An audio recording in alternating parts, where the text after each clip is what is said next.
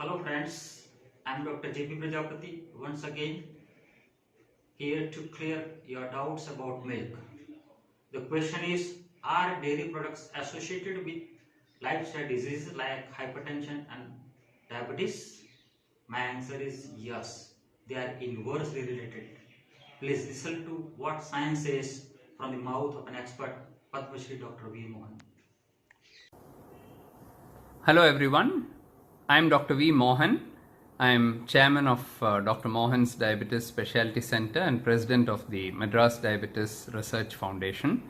It gives me great pleasure to say a few words about the health benefits of dairy and also its connection to metabolic diseases like diabetes, hypertension, heart disease, etc. Milk is something which is not new in our society. In ancient times itself, we know about the value of milk, and we have always revered Kamadhenu as the gift-fulfilling cow. It's actually revered as a deity, and also everybody knows about Sri Krishna and his attachment to the cow, and how he was very fond of butter. So right from mythology onwards and from very ancient times, milk has been part of our culture. Now, more recently, there have been some views, particularly by vegans and others, who say that milk and dairy are the cause of all diseases, and so many diseases are linked to dairy. Our experience and our studies have shown the exact opposite. The first evidence came from the Chennai Urban Rural Epidemiological Study, which we published in 2009, where we showed that some factors in food actually promote type 2 diabetes, while others reduce the risk of type 2 diabetes. For example, rice and wheat, the carbohydrate, were the ones which increase the risk of diabetes, while the intake of fruits and vegetables and all dairy products in general reduced the risk of type 2 diabetes. This was just a chance finding in 2009, and we did not give too much importance to it. We thought it may be just a statistical artifact or something like that. But later on we started looking into the literature, and we found that there are so many studies which have shown an inverse relationship between dairy intake and all metabolic diseases, including metabolic syndrome. The term metabolic syndrome means it's a constellation of 4 or 5 metabolic abnormalities: obesity, central obesity, a low HDL cholesterol or the good cholesterol, a high triglycerides or one of the fats in the blood, of course glucose levels being elevated, diabetes, and blood pressure being elevated. If you have 2 or 3 of these together, it's called as metabolic syndrome. So there were many studies done, and then systematic reviews were done and meta-analysis was done. And consistently it showed that the total dairy intake, as well as yogurt, and in some studies even milk and others, other products like cheese and so on, were all associated with a lower risk of metabolic syndrome, with diabetes, with hypertension, and with central obesity. But most of these were cross-sectional studies. What you need is a longitudinal study. What do you mean by longitudinal study? You take a population and then follow them up for 10, 20 years. And at the onset, when you start the study, they should not have, say, diabetes or hypertension or heart disease and so on. And then 10 years later, some will develop diabetes, hypertension, heart disease, others won't develop. You go back and see what they have been eating or what exercise they've been doing and so on. And with this, you can almost come to a causal relationship between a dietary habit as well as diabetes. For example, we showed in the prospective urban rural epidemiological study, the large pure study, which is done in 21 countries across 5 continents on 150,000 individuals, followed up for 10 to 15 years in a longitudinal manner. The same people followed up for 10 to 15 years. For example, in that study we showed that rice, white rice intake is directly linked to new onset diabetes. In the same study we showed that the intake of dairy, whether it is total dairy or whether it is milk or whether it is yogurt or any other form of, and it didn't matter whether it was high fat dairy or low fat dairy. Even that didn't seem to make a difference. If anything, the high fat dairy or the high fat milk seemed to be better.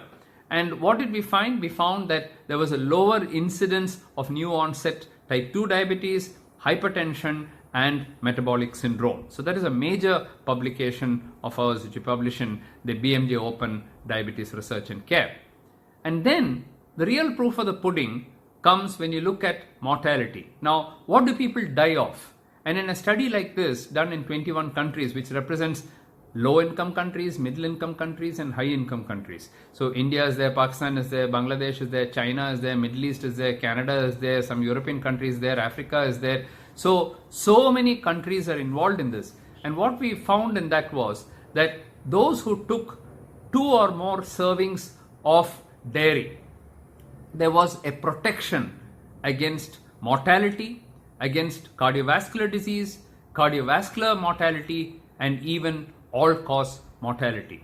And this was true for total dairy, it was true for milk, it was true for yogurt, and it was true for high-fat products as well. It was also true in the countries where dairy consumption was not very high, and it was also true in countries where the dairy consumption was very high. So it really didn't matter. It looked as if dairy is providing a protection.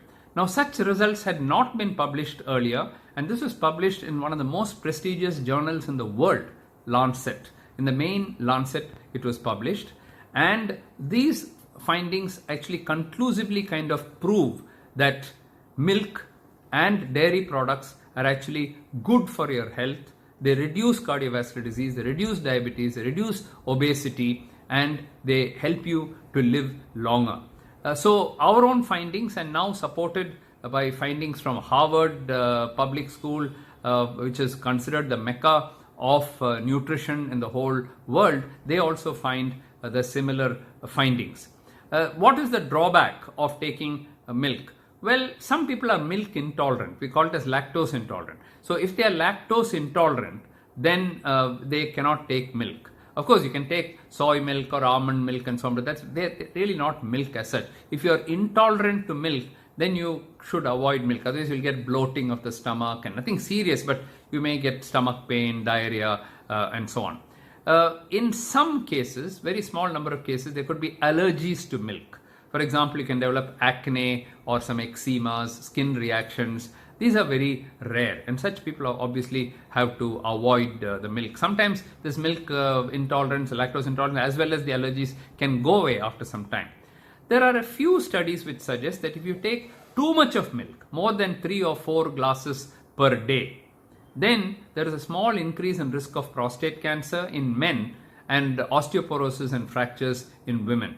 Actually, milk helps the bone strength, it helps teeth, bone development, gives you strong bones, gives you good muscle, good circulation. So many benefits of milk are there. But if you overdo it, then it may not be good in some cases. It may not be for everyone. So my concluding message is, please promote milk, because milk is a very good source of protein.